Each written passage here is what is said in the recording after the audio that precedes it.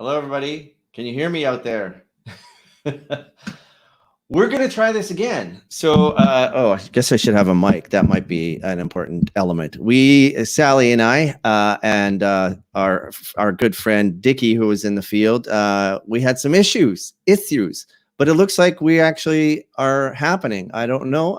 Let's see if anybody has commented. Anyway, we're live now on, on YouTube, I think, and on Facebook.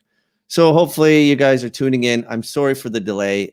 Everything crashed. The whole system crashed, and it was a crazy nightmare. But I didn't want to keep Sally waiting any longer. And, she dedicated her whole day to come and be on this show. So I wanted to at least and her and I have such great stories. Anyway, this show, welcome for those of you just joining. This show around the world is me visiting different people virtually around the world, checking in with them, finding out what's happening in their country. Most of them are good friends of mine, or some I don't know at all. And we're just basically, politically, personally seeing what's happening with them, their families, and people they know. And just to basically gather opinions about, without any filter. Without the media spinning it. So I wanted to, let's just see here. We did get a comment. Oh, yes. Lisa said it's working now. Woohoo! And Sherry said she's watching on Facebook. So thanks, you guys. Thanks for letting us know, because that was very stressful. I understand now what these, a lot of the events that people post online, why they went blank. And I think these platforms are still working out all the glitches of what's happening. So, so this show, yes, we're on Tuesdays, Thursdays, and Saturdays. I don't know why I'm saying we, because it's just me, but we meaning me and my guests. And so, and the times will vary because because it's always different in each country, and the scheduling is a complete nightmare on top of trying to make this all work. So yes. So without further ado, I wanted to get Sally, but actually I do have one reporter that's standing by in the field. So I'm just going to check in with her. Ethel, she's just standing by, and I'm just going to see how she's doing. So let's just. Oh, are we live now? Oh, okay. Hi there in Canada. Well, yeah, the lockdown's been eased a bit by Boris Johnson. That's our Prime Minister. And, well, it is still difficult to get round, yeah, see, darling? It's a bit hectic, yeah? I can't go to get me, what can I say? I have to try and talk your talk, because otherwise you think I'm talking some alien language or something, yeah? So, well, we miss going to the pub and, hanging about, talking to the neighbors and such, but really, we're just doing our best over here. It's lots of fun being at home watching the telly. I'm glad I did it. Oh, I guess we lost Ethel. Well, it's just a stream of lovely technical difficulties. Actually, that was supposed to happen. But anyway, we'll check back in with, and I think Dickie Johnson's still out in the field there somewhere. We'll have to bring him back. I think once we're flying him over to Thailand, so we'll check back in with him. But without further ado, I'd like to bring in my incredible guest, who has been incredibly patient over this Victoria Day weekend, and how fitting that she be here on Victoria Day weekend, which is Canada celebrating the Queen's birthday. So, ladies and gentlemen, my friend Sally Jones-Lee. Hello, dear. Oh, you're enjoying a libation? This is my first one, and I've made it last for almost an hour, which is a world record, I have to say. Yeah. You what is in your drink, Sally? What are you drinking? Well, it is actually, it's Leslie's speciality, or should I say specialty. Oh. Is rhubarb gin and a tonic. What? Rhubarb gin? Have you not got that memo yet in Canada? No? I don't think so. And we should, because Canadians eat a lot of rhubarb. I actually My sister wrote a rhubarb cookbook, and I was supposed to put it together for her, but and I just made a rhubarb jam last night. So that's so fitting that you Well, are there you are. You can make your drinking. own rhubarb gin. It's Yeah, it's good for you too, right? of course it is. It's my unhealthy thing that I do all day. Yeah. How are you doing? I actually, Sally and I haven't talked for 20 years. No, 15 maybe. It has to be. Well, I think we met 25 years ago when we were about four. Yes, yes, that's right. And I like the way you think. Yeah, and we've just kind of, I know, we've thank God for Facebook, because we have kept in touch over the years through Facebook, but I don't think we've physically actually spoken Yeah. for about 20 years since I lived in Toronto. No, I don't think so either. 18 It's 18 years ago. right. It's been well, I actually have an old picture of us when we first met. I think this is like way back. Oh my. I think that was in Los Angeles at the studio. Yeah, we look so young. Oh my God. Wow. Oh. Wow. That was, geez, I don't even know what year that was. It was probably 95, Right. I think, or 96 or something. Yeah. I honestly can't remember, but because you went and I did the original cast of that sea thing, that Oh yes, Odyssey. Yes, right. You were in the second cast of that. I was in the original one, which I think was 94. Oh right, I joined you after. That's right, 94. Yeah. So I originated the role. Yes, right. Of the underwater sea princess. Which I actually have a picture of that too. There you are. God. Is that you in pink? Yes, it is. Tragically, yes. What? First of all, what's going on? Look way to the left. There's a dancer standing there. What is she doing? What is she doing? Really don't have a clue. I don't even know what I was doing. I think I was trying to get into the moment and just trying to act. Yeah. Underwater. It was all underwater, wasn't it? It made no sense though. Did it really? I mean, you aqua boy. Really. You know, yeah. When I first saw the costume that the male you had to wear, I thought, what's an astronaut doing underwater? Right. And I was confused. And I had a weird mermaid, but without the fish tail. Right. Yeah. Who ever thought of that? No idea. So you started. First of all, where are you right now? Okay, well, you mentioned earlier that I live in London, and I think a lot of North Americans tend to think of England and London as being just London. The same thing. Yeah. But guess what? There are more than one city in England. There's at least 3, right? Well, there's a lot of cities. Yeah, of course.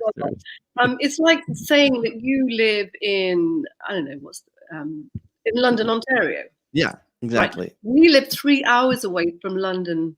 Right.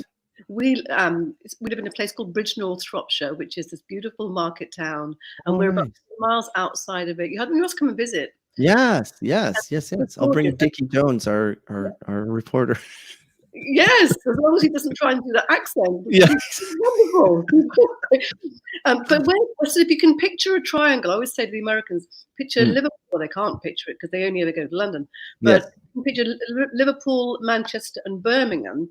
They're sort of in the middle. We've got an hour to each of them. Oh, okay. Sort of like North Midlands, Northwest Midlands.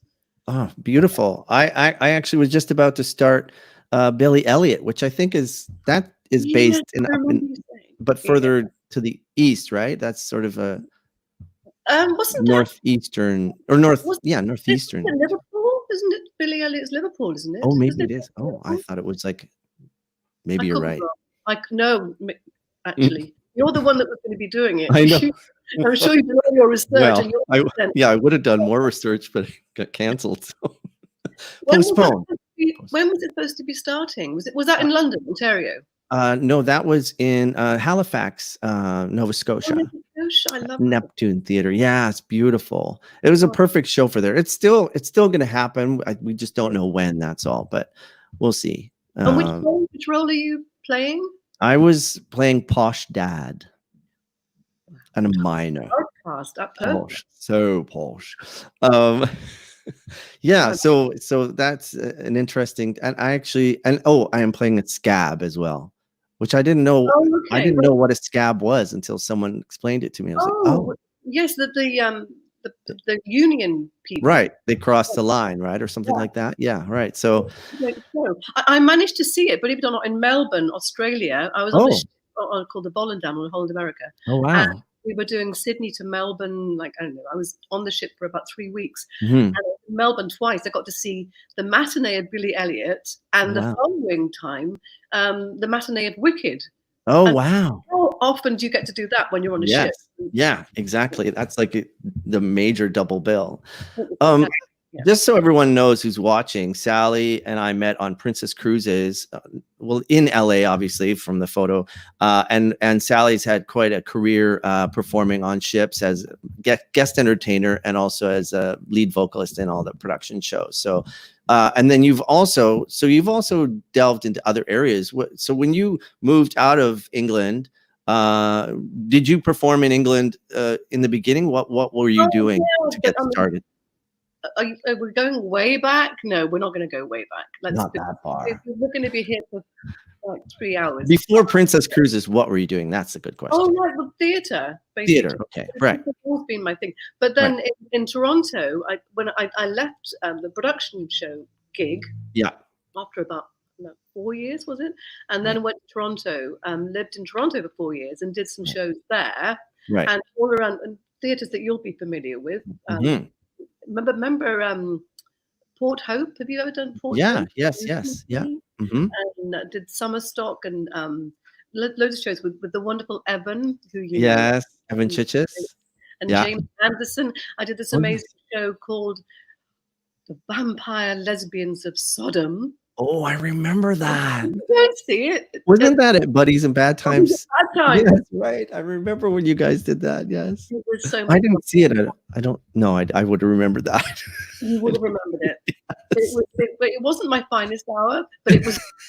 Wasn't it only an hour? It was so much. Well, it was so much fun though. And then, believe it or not, I played Aunt Marilla in Anne of Green Gables. Oh, where did you do that? Do you know, I was trying to remember earlier. I think it was somewhere called Vaughan or Vaughan. Oh, Vaughan Playhouse. Yes. Yeah. I actually taught up there. Yeah. Really? And my friend Sam Rosenthal was artistic director there for quite a while. So you must have been there just before us. That's a cute little theater. It's really, it's a great place. It was great fun. And that show is just gorgeous. Yeah. Just I wasn't really right for Aunt Marilla. Right. But it was good. There was some lovely music in it. It was great. Yeah.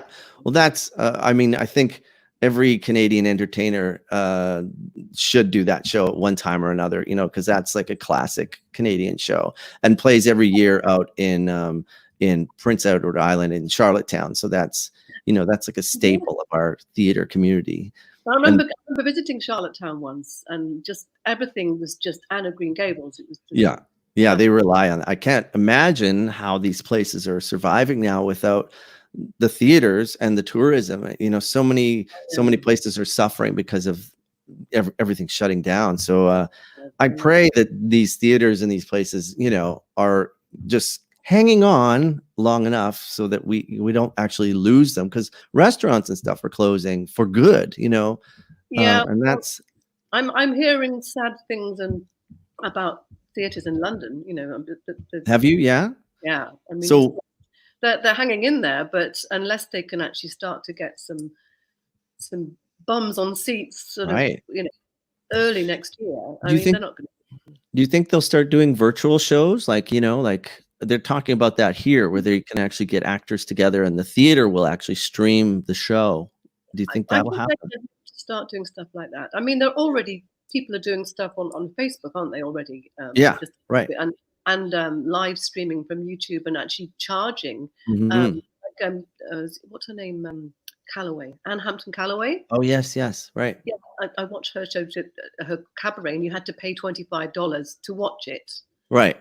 So that's starting to happen, and I think that's going to happen probably more and more. I hope so. I mean, how's anybody going to earn any money? I've lost my entire income for the year. Like, and probably you have too, but my entire income is gone. Yeah. Every single contract I had between now and November cancelled. Gone, right. So when you did Princess for how many years? It would have been from 94 to 98. 94 to 98. And then you actually, I remember that you jumped, you came to Toronto, but then you started on other cruise lines as a guest entertainer, right? And yeah, I just you made quite a living at that. I started doing that in 2003. Right. So I've been doing that, basically. Yeah. Well, you had such a great show. I remember watching, it's like to study somebody so great as you. You were so smooth. I remember you teaching me "Luck Be a Lady Tonight." But you told, I had no idea there were 5 other verses of I think that's what it was. Or no, "Lady is a Tramp." That's why the lady is a tramp. Oh, I remember you singing that. Yeah. Oh my God. Well, the thing is, when we were production singers, I think we had to have a 20-minute show. Is that what it was? Something like that. Yeah.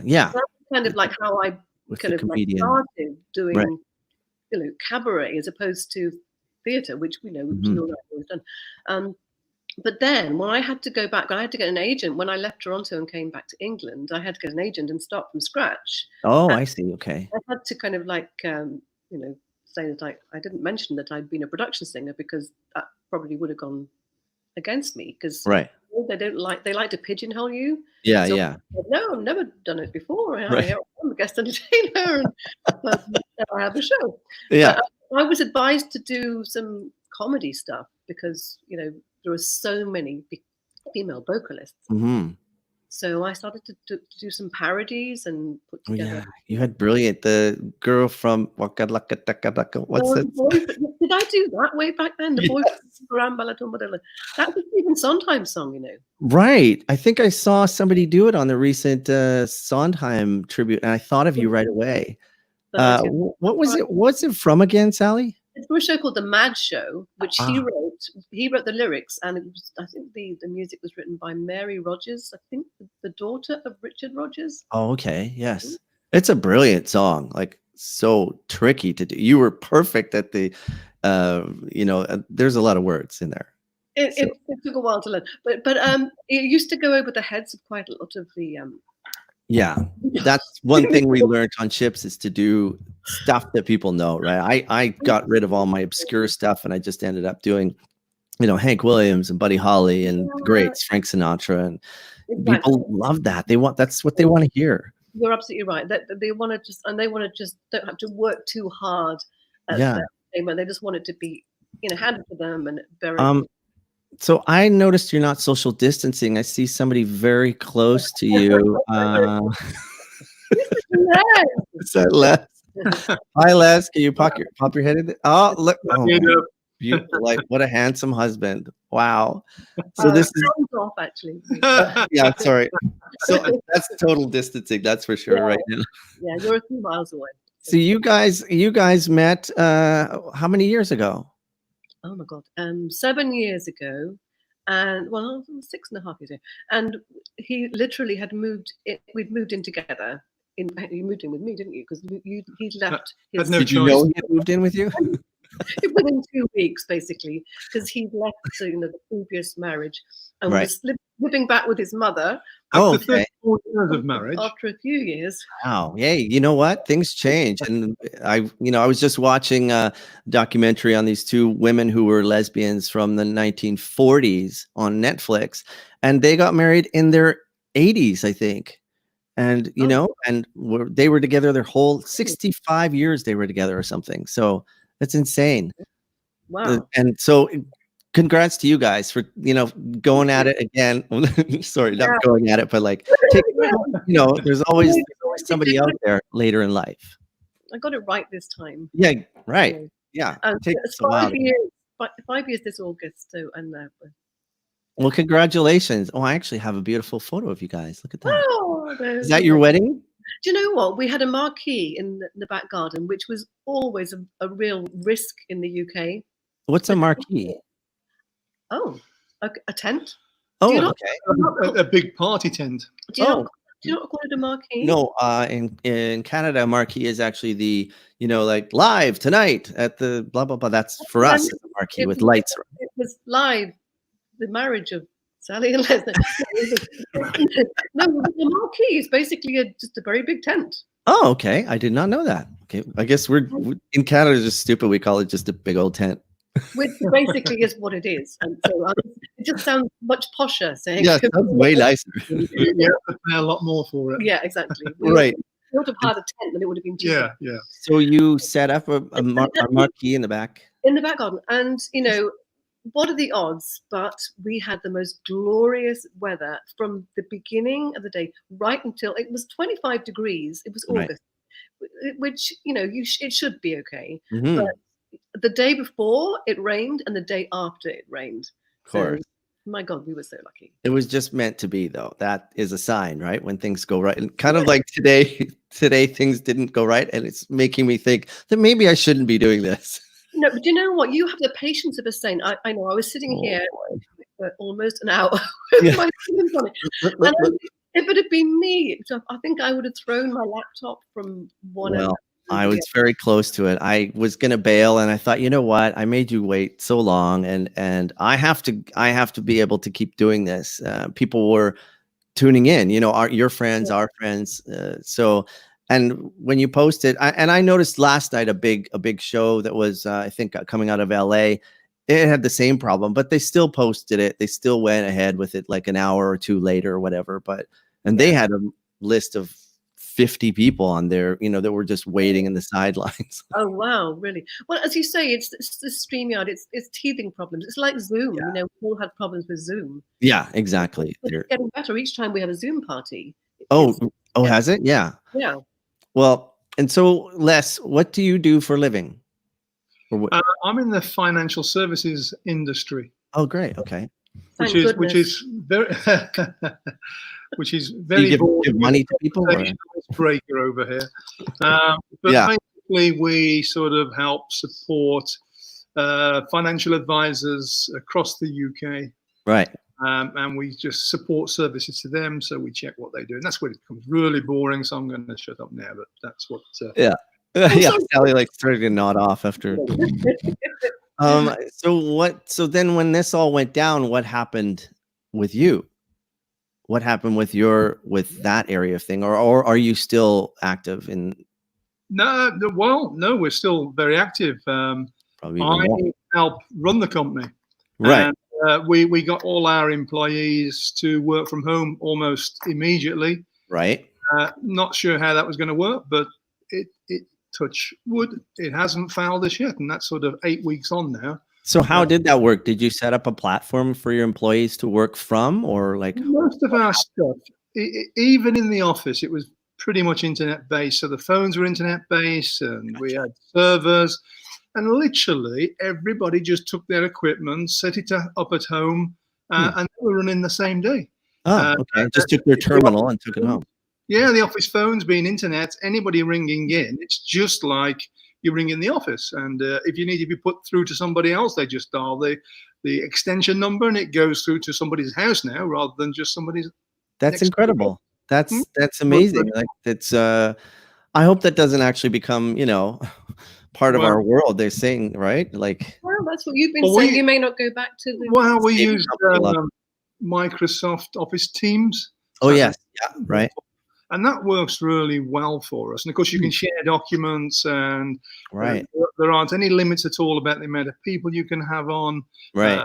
And it doesn't cut off if you don't pay certain amounts or. Yeah, exactly. So that works well. And I do quite a number of meetings, apart from internal staff, with product providers. And I note when I speak to them that they're saying that the guys I speak to, that their chief executives are saying, this seems to be working well. We think we're going to adopt this. It saves all the time, the travel, the expenses. Yeah. And you're probably getting an extra couple of meetings a day in. So yeah. I think there will be change. You're saving all the distance. You were driving almost an hour to work. Right. It's saving the company and yourself a lot of money in a lot of ways, right? So then I guess you could pay your people more money, right? So maybe in some ways it actually. I still got the dinner on the go. Yeah. But that's an interesting thing. Did you raise the rate to your employees as things change? Because I know they did that here. They gave people a couple more bucks to work. After 8 weeks.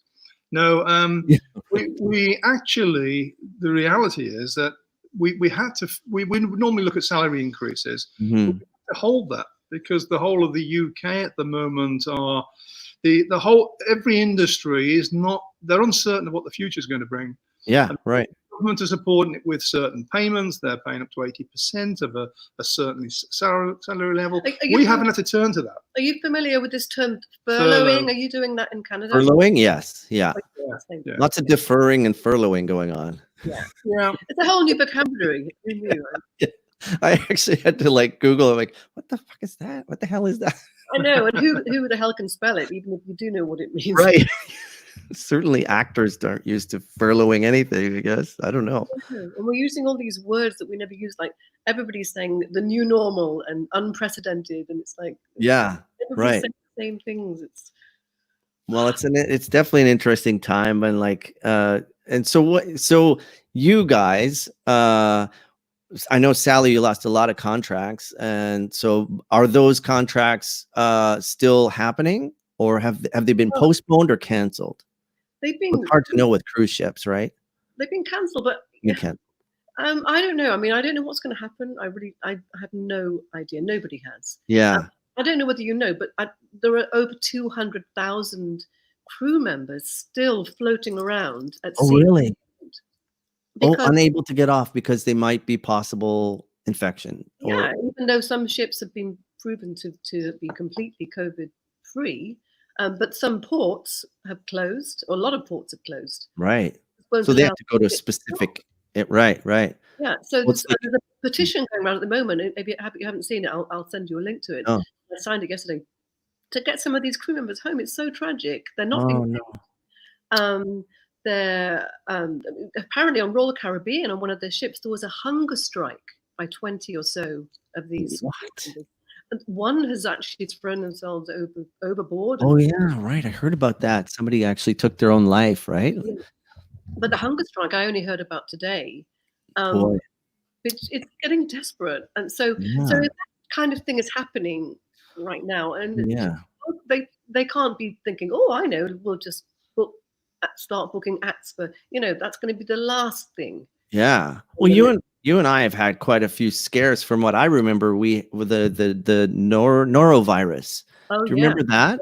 And SARS. I was around when was that? 2004? The SARS, or was that? Yeah. SARS, and one was the other one, swine flu. Yeah, right. Well, ships, they go into lockdown, and everything had to be disinfected. I remember that, and people had to be sent home. It couldn't accept new passengers, but that's nothing compared to this. This is like this is massive unknown thing. I'm trying not to sound negative, but I don't think it's ever going to be the same again. Because, for example, if they have to incorporate some kind of social distancing, in the future on cruise ships, which I think they will do for forever probably. Well, so now they're saying, rather than, I've been very lucky the last 10 or so years, I've just been doing one performance at 9:30 on a Regent or Oceania or Viking or whatever, which are the ships I've mainly been on the last 10 or so years. Right. You do two performances, two shows in a week. Like cabaret shows. Yeah, but one performance a night, 9:30.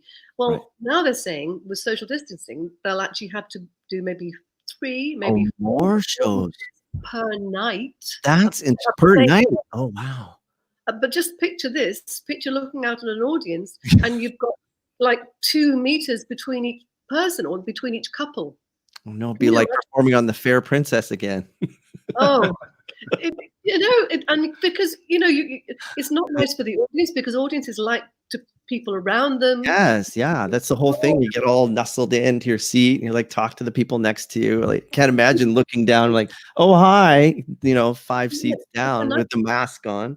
No, it's just a nightmare, and that's the people that actually would go to the shows. But I mean, probably, particularly the one, there'd be nobody there. Well, I'm not going to crash Sally's show any further, so I'll bow out. Okay, Les. Speak to you again soon, Duff. Lovely to speak to you so far. Yes, thank you for coming on, and I really appreciate your viewpoint on that. offer about coming across and Yeah, visiting. you must do. Oh, thank you so much. I'll have the rhubarb gin and Yes, tonic. I'll get it done for you. And you did actually go over to Scotland. Thank you, lads. Thank you. I'm sure, didn't you go to Scotland a few years ago? Yeah. Sort of pilgrimage to try and find your roots. Yeah, actually, yeah, I did. I had some cash from a commercial that I got, and I thought, and I always promised my mom I was going to go there and find where her father was born and the house and or tenement, and it was incredible. I did 10 days by myself. Fantastic. But you know what? You and I, because I spent the first 23 years of my life as Sally McDonald. Oh yes, that's right. So We're cousins. we are cousins, but we have to be. But then I've never actually. My sisters are brilliant. They do the whole ancestry.com thing, and Right. the patience to sit there and trawl through things. And my attention span is about like 5 seconds. Yeah, it takes a lot. I know you've done it. You've spent. I find it really fulfilling, like uncovering all those, oh, it's just so great. And then seeing other relatives, I had all these photos that my mom had in a suitcase and we didn't know who any of them were. And I would post the photos and be like, oh, this cousin that had met through Ancestry, through DNA, said, oh, that's my whole family. And they had never seen the photo from the 1800s before. And it was a full 15 of them or whatever, But was your family by any chance from Stornoway? Any link to Stornoway? You know what? That's funny you say that, because on some documents, Stornoway was crossed out and Inverness was put in. And is it not close? Is Stornoway close to Inverness? Isn't Stornoway up there, like my Scottish roots, but in the northern area? I honestly couldn't tell you. They're Island. close, but I don't know how far they are from each other. But yeah, so that's crossed out Stornoway. I don't know. My father's father was born, but then they moved down to Glasgow. But I have to tell you, Duff, I had the most shocking news ever. What? And this is going to shock you, because bearing in mind you and I may be related. Yes. One of my sisters found out, and this was actually at a family quiz, a Zoom quiz a couple of weeks ago, and they said the question was, which famous American is related to our family? And I'm like, I have no idea. And guess who it is? If you say John Trump. No. Yes. Well, because he's got Scottish roots. Exactly. In Stornoway. That's why I asked you. Anyway, I'm going to read. My sister told me, okay, my great-grandfather's brother was married. So it was by marriage as opposed to blood, thank the Lord. Wait, say that again. Great-grandfather's brother was married to Donald Trump's great-grandmother. That makes I'd love to be related to you, but I will say that I had an app on my phone called We Are Related or something like that. I think they canceled it, but actually Donald Trump came up on my line there too. And I refused to accept it. I was like, delete. I can't stand the man. I love, some people describe him as a feathered dusted Cheeto or something like that. I think that's my favorite description. The little hands. But I made a big mistake actually on oh God, we are on Facebook Live. Oh I made a big mistake. I made a comment on one of my American friends' Facebook thing. Right. And I got the comment back was basically mind your own effing business, Oh yeah. I mean, this is the thing. Like I've lost friends from him because of him. I had a friend who was after 9/11 was very angry about what happened in her city in New York, and she moved to the south to Mexico, or actually to Tombstone, Arizona, and she did not like the people coming across the border and fully supported Trump I couldn't do it. She said to me, and I don't mind that this is posted on Facebook because I actually was very angry and it was very public on Facebook there too. She said, Duff, stay out of it. This has nothing to do with your country. Yeah, that to me was like the same thing. But I mean, Les and I have met people on ships, Americans, who are such Trump supporters, and and saying really vile, racist things to us. And you just, what can you say? Because I was there as a performer, so you can't sort of start to argue with them. Right. Yeah. Just really hard. But by the way, talking of 9/11, I don't know where you were, but I was actually doing a show. Oh, I was going to ask you that. Yeah, actually. Where were you? I was doing a show in Port Hope. Oh, you were in Toronto area. Yeah. Oh, okay. I think it was the last show I did. It was, I think we'd just been doing the show for 2 weeks or so. And I was playing, have you seen Noises Off? Mm-hmm. Yes, I have. Yeah, I was the crazy sardine lady, you know. Oh, amazing. Buckets. That's such a perfect show for you. Oh my God, it was just so much fun. But of course, the morning, I think it was a Tuesday. Mhm. It was a Tuesday.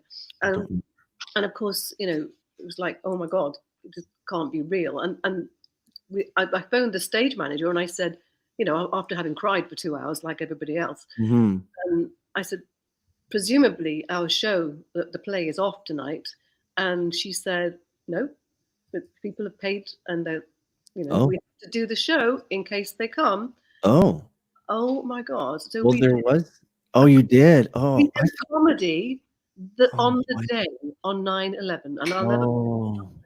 Wow. It was the hardest thing I've ever had to do. And you had a full audience? No. But it was full, as in it was fully booked. Right. About maybe a third turned up, and of course they were all spread out. And when you're doing a comedy play, that makes it really hard, and nobody was laughing anyway. Oh, no. So of course all your timing is off with there's no laughter or response there. We go into that automatic mode. I did a show in Port Hope too. I only did one show there, and we were about to start the show, and you know Jenny Burke, right? And my other friend Diana Kazakova, or I can never pronounce her last name. Diana Gansky, basically. They were out in the audience watching. And so the show was about to start. It was like 8:00 and our lead guy hadn't shown up. And so the artistic director got up on stage and started talking to the audience, hoping that our lead person would get up and do something, and he would show up. And it got to 8:30, got to 8:45, and the audience just sat there the whole time patiently. No hand clap, maybe. That's what we do in the UK. So then Jenny actually, he offered if anyone wanted to get up and do something. So Jenny actually got up and sang a song. Michael Barber was playing piano. Diana Gansky got up and sang something. I got up and sang some Hank Williams, and I actually don't remember if he ever showed up or not, but that audience sat there and waited for that whole time patiently. Wow. But like, they paid their money, they wanted their stuff. They came all that way to see. So yeah, I think I was in San Francisco and when 9/11 happened, and I think we might have done a show that night too. I can't remember, but the whole ship froze. I was on a cruise ship. I've had that happened to me on a was it a Viking or Oceania? No, it was a Viking ship. No Viking do ocean cruising now, as well as their river cruising. Now, didn't you and weren't we on a ship? We were on the original. I wanted to show people this. We were on the original Love Boat, right? Together. The Pacific, or they used to call it PP. The PP. The PP. The PP. That's the old ship there. She's now sitting in Italy, in Genoa, Italy, and this is her now. It's just so sad. Oh, she's so sad. I think she's headed to the scrap yard in Turkey. That's what I was reading. That's such a sad thing to see this beautiful ship. Well, it was, it was like an old school type of ship, right? Like it still had the old hardwood on the decks, and compared to, the ones now, and the accommodation we had back then, it was pretty, pretty basic. Yeah. But it created a nice environment for us and the crew. Like you got to know everybody. You really got to know, and it was just kind of a cool thing to be on the original. I think we actually didn't we hit. I know you and I were in Christmas Day. We were in Israel, weren't we? I have no. I think so. We docked. Many times. Many. And I distinctly remember we Were you on the ship with me when we hit a rock outside of Rome and we had to go into dry dock? No. No. Okay, that was. I've got about 300,000 other stories. Yeah. No, that one wasn't me. What's the most bizarre thing that happened to you on this ship? God knows I have 100 too, but what when you're doing a show, what's the most bizarre thing that happened to you? I could tell you typhoon, cyclone, hurricane stories, but everybody has those, I suppose. But the worst thing, the most challenging thing that ever happened to me was when, like what happened to you earlier, everything froze, and I was in the middle of my Edith Piaf show on a Viking ship, and it was literally one of the first ocean cruises that they'd done. So everything was still kind of a little bit, let's say, technically Challenged. And everything ground to a halt. And I do the whole show with track, right? So, right. And everything just ground to a halt. And there was still was there lighting? No, there was lighting, but no sound at all. Oh, so did you sing a cappella or what did you do? Just with no music? No mic either. Oh, right. No sound at all. And, okay, I could have belted, but no, it would have been there. So the cruise director, he just basically, a great guy called Willie Ames, he sort of came running down the aisle with a bottle of vodka and said, "Here, drink this." And he was drinking it. He was making fun of it. They were very good at. They had a lot of those moments where they had to save the show or whatever, right? Oh my God! But it was, and I'm like, well, come up and save me! Don't just leave me here. I'm standing here in the middle of the stage. Yeah. And think of something. I'm going to go and help the stage managers sort out the technical issues. And I'm like, okay, right, okay. Does anybody know any French songs? Like, and everybody, I got them all singing. I said, I know. Let's sing. And I have no idea why I said this. I don't even know the words. I said, let's sing the Marseillaise. Everybody knows the Marseillaise, right? What the hell that is? And it's da da da da da da da da. So, but the words, and I'm like, oh my God, why have I just said that? Because I don't even know the lyrics to the Marseillaise. So everybody's, and I'm conducting the whole audience, da da da da da da da da, and I heard this man on the front row singing the French lyrics. Right. So I said, wait, stop everybody. Do you know the words? And the guy was like, yeah. So I said, come up on the stage and sing the words. So I literally, I had to do that. I was on there for 20 minutes. Oh, painful. It was because the thing is, I couldn't. My Piaf show it's a structured show when I tell the whole life story from beginning. So I couldn't just start singing random Piaf songs. No. There's the order, and there's all of the the narrative and. Oh, you're brilliant at Piaf. I remember you doing that in one of our shows. Oh well, thank you. But the show, this was the life story, so it's a different thing. Great. Yeah. That was probably my worst nightmare that ever happened to me. Oh yeah.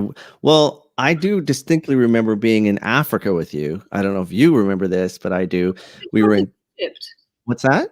Weren't we in Egypt together? Yes, actually. And then we sailed around the Cape at the bottom. I think I remember that. And we got off in Cape Town and went on a little short excursion. Do you know what? It was in Port Elizabeth, wasn't it? Yes. And Durban and Cape Town. I'd forgotten when I did that with you. Yeah, I actually did too. And then I was going through some photos. I'm like, oh, geez, we've actually been to quite a few places, from Alaska to Africa to Israel to, it's extraordinary. And I remember the police meeting us at the dock, and they were scared for our safety. So the two cops took us on a safari. Do you remember? No, I don't remember that. I remember the safari from Port Elizabeth, but I don't remember the cops. I wish I had a picture because what have we got here? I think it was, this is us that's a different contract. Yes. And then I remember that's the first time I saw blue ball monkeys. See, I don't have any recollection of that. You blocked it out. On your mind, but not on mine. You were traumatized from the seeing the monkeys' balls. So I've got some great photos of us. This is This is us with, I think, Jamie Anderson. Isn't that behind me there? Is that yes, and David? Is that David Craythorne? He's a piano player, right? Yeah. Was he from England or Australia? Do you remember? Oh gosh, I think Australia, but don't quote me. And then you and I. Oh my! Wow! Oh, wow! I'm wearing satin, and you you look beautiful. I don't know what's going on with you. You look beautiful. Some sort of like I don't know. And then this is us. Oh my God. You know what? What was wrong with those microphones? Seriously. Those are the biggest microphones I've ever seen in my life before. I mean, we had to put up with so much. You know, now they have proper. Yeah. You know, invisible. I remember. God. Yeah, I remember I forgot to wear that mic one time and I came on stage. And not only did I fall on my ass when I came out, like I slipped on the stage and fell right on my ass, but then I realized I didn't have my mic on. So kind of like you, I was like, oh, I guess this is a cappella with no microphone. And I hang out. But an even worse thing than that is when the stage manager would forget to turn your mic off when you went into the wings with a quick change. Yes. Yes. Right. And they hear us swearing and yelling at each other. Where's my effing wig? And you look beautiful. So you were talking about wigs. How many wigs did you said you wore quite a few wigs in a show, right? Oh, and it was the biggest, most time-consuming part of the job, actually. Yeah. But when was it Martin Hall and Kerry Lovegrove and Fabian and Ray? Somebody, I can't remember Ray. They came over to Pineapple Studios in London. I auditioned, does all, and I tell you, if they'd said to me then, "How are your hairdressing skills?" Little did they realize, or little did you realize. I had no idea, because my hairdressing skills, as you can see from my own hair, actually, let's cut this. Let's cut this. Oh, hey. But you know, no, I'm. How many we have? There must have been 7 or 8 wigs per show, and we did about 5 shows. Wow. You had to maintain all those wigs yourself. Yes. Set them and wash them and. Yeah, and maintain them, and some of them were really raggedy. You know, they've been in shows like Night on the Town. Some of those wigs had seen better things. You know, yeah, many years of They were manky, really manky. And make them to tease them, and oh no, it was a nightmare. And I remember we rehearsed. I know this is like maybe for people watching, they're like, what? Who cares? But actually, I haven't talked to you, Sally, in so long. And a lot of people out there will find this interesting, because cruise ship life is directly connected to what's happening right now. So this was our dance studio. We would rehearse our shows in on I think it was Orlando Street or 3rd in Orlando in Los Angeles. That rings a bell. And what was the hotel they put it up in? The Beverly something or other? Oh yes, the Beverly. Maybe somebody will tune in and tell us, but it was a teeny little boutique type of hotel. It sounded it actually was. It sounded like the Beverly Wilshire, but it wasn't. Yeah. You got there like, oh, this is like a Super 8, but like high-end Super 8. It had a pool, didn't it? I'm sure. Yeah. Oh yeah. And it was like beautiful restaurants around it, and actually the rooms were gorgeous. They were really nice. I mean, for me, I had never been treated like that before. We were treated, very well. We had our own rooms. Yeah, we were there. I went there for 8 weeks, and I remember seeing Brad Pitt in the local Ralph's, and I was wow. Yeah, we saw a lot of movie stars. I remember I was on a date with somebody, and we were sitting in his truck, and a big SUV, a big black SUV pulled up beside the hotel, and he said, "Oh, you got to wait for this. This is going to be somebody good." And a whole team of people got out, and it was a bunch of people from the cast of 90210, because this was back when, things were hopping. And Tori Spelling was there, and she walked by. God help her if she's listening to this. Probably never happened. But she pulled down her top and was showing off her brand new boobs to everyone. And my date and I were like, did we just see Tori Spelling's boobs? That was so weird. It was what made her want to do that exactly? To run showing off her new tatas, I guess. Happy with them, I guess. So strange. Oh, God. So and that dance studio, Mm. there was a guy called Gregory Hines. Remember Gregory Hines? Like the famous Gregory Hines? He Yeah. was in the. I don't know whether it was when you and I were there or whether it was I was there with. Oh, that's this studio, right? Yeah. Yes, he was rehearsing, and we could hear him tap dancing in the next studio. Wow. I can actually smell that studio. I can we spent so much time there. I can actually still, I have like sense memory of what it smelled like, the sweat of the dancers. And that's actually the Dancing with the Stars rehearsal studio. You'll see if you watch Dancing with the Stars. I don't know if you know that, Sally, but that's from that show. That's where they cut to when they're rehearsing. That's kind of that actual studio. Yeah, it's a big history there, I think. And so that's we've had quite the time over the years. This is another great shot of you. These costumes were like yeah, and always really difficult. The women always had these huge headpieces they had to wear. Like, didn't you wear a cake at one time?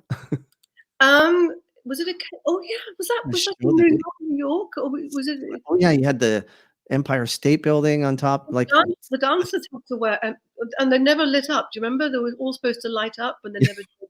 That's right. Oh my God. Oh, the trials and tribulations. Well, I hope all those people out there at sea are all right, and everyone's doing okay. That's horrible that we've been stuck. I've been stuck on the ship many times and unable to get off, and it's you do have it's a nice environment, but after 2 weeks or 4 weeks, or now it's been months, they're stuck out there. I can't imagine. I feel so sorry for all those people. From what I've been told, I think they've actually upgraded some of them so they're actually in guest suites and balcony rooms and things. Oh, that's good. That's good. I don't think all of them, because they wouldn't be enough to go around. Yeah, they deserve at least that, right? But they quarantine just looking at the same four walls, and just yeah. So I have a question for you, Sally. So during this whole time, have you been baking anything special? Because everyone seems to be baking things. Do you have a specialty that you want to share with everybody? It's called the supermarket. It's called never baked thing in my life. I'm ashamed to say. I wish I was a baker. What about Les? Is he good at anything? Any dish specialty? He's good at lots of things, but baking isn't one of them. Well, actually, I don't know. He maybe is a good baker, but he doesn't eat bread or cakes. Oh, okay. Well, that solves a lot of the flour problem in your house. Well, and in fact, there's a big shortage of flour anyway. So that's the reason I haven't done any baking, because we can't get flour. If we could get flour, baking from dawn till dusk. Obviously. And do you have a drink special that you'd like to share other than the rhubarb? I know you like wine, right? You're the one that turned me on to Pinot Grigio. Oh, really? Well, I'm more of a New Zealand Sauvignon Blanc kind of girl. Oh, interesting. This is my tipple of choice now, really. Just my rhubarb gin and tonic. I don't really drink that much wine, really. You were speaking about New Zealand. Have you sailed to New Zealand and Australia? Yes. Well, I mentioned. I did. Went to see Billy Elliot and Wicked while on the Volendam, a Holland America ship, which was between Sydney and Melbourne. And I'm so lucky, got to see two matinees. And did you travel around much? Did you get the chance to see much? There's a place called, I think it's Picton, which is oh God, I should know. It's either the North or the South Island. It's one of the other in New Zealand, whichever it is. And basically, the ship docks at this place called Picton. You go up and you do these amazing tours around the Marlborough vineyards and all of Cloudy Bay and all of the the fabulous, all those great wines. Yes, we've got gorgeous Sauvignon Blanc wines, and I did a tour, which was absolutely phenomenal. From what I can remember. Yeah. That's where it all started to go downhill. Yeah, I wasn't that night. Yeah. Exactly. Well, it was great. Sally, it's been amazing talking to you after all these years. Thank you so much for giving us an insight into your life, getting to know you, and actually, it's really important for us to know about the cruise ship world right now, because those are our people. And I think that's really a great part of this whole, not a great part. It's actually a really important viewpoint on what's happening, and paying respect to those people who are out there. Those are our people, right? So they've got to get them home. yeah. And thank you, and happy Victoria Day to you. As I said earlier, I have no idea why you Canadians celebrate Victoria. Right. We Yeah. don't. It's some sort of old tradition, and I guess it's maybe the old school people that came over and they kept it. I'm not sure, but but it's called May 2-4 weekend here, which basically means people get a 2-4 of beer and open up their trunk and party in a parking lot, which will be very popular probably this weekend. Oh, okay. It sounds fabulous. I might just come over and no. Yeah, exactly. No, I'm staying. Actually, the thing is, Boris Johnson has said now it's not stay at home; it's stay alert. So we are allowed to go out a little bit more, and so Les and I've been for a lovely walk today, like for 3 hours. So I like that. Do you wear a mask or do you not? Or only in the supermarket.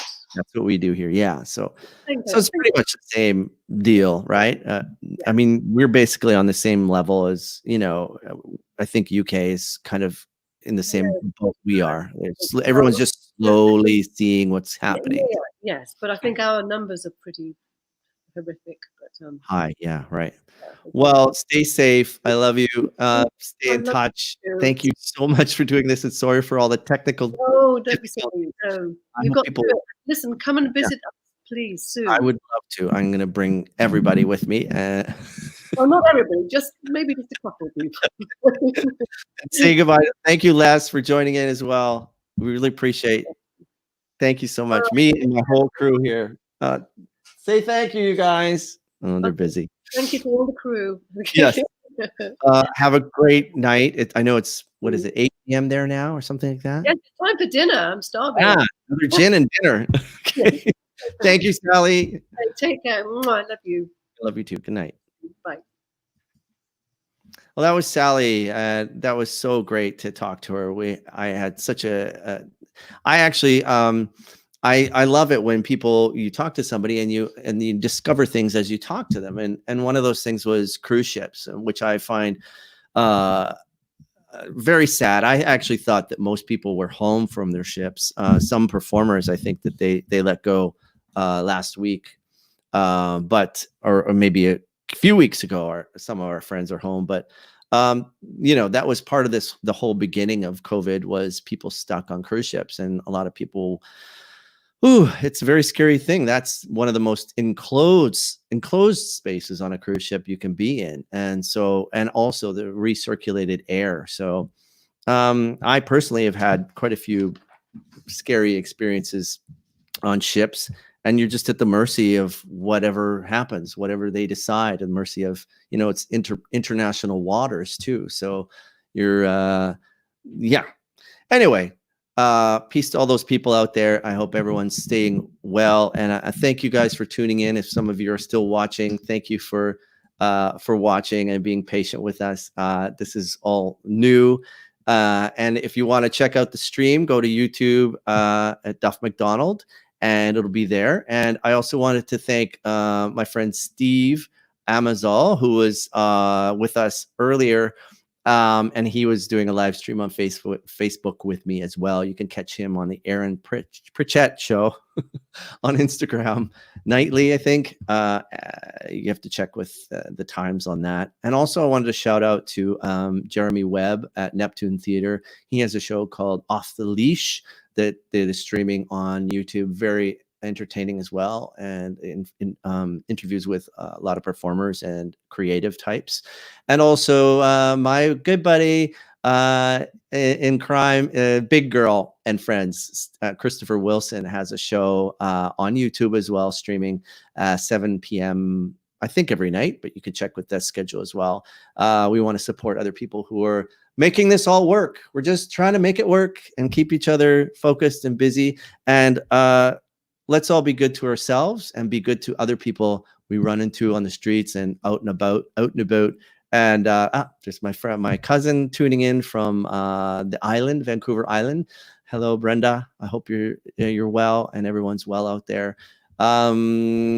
Stay tuned, and And we'll be coming to you live again on Tuesday with Betsy. Hopefully everything goes well in Thailand. So make sure you tune into that. Thanks everybody again, and have a great night around the world. Be good to yourselves.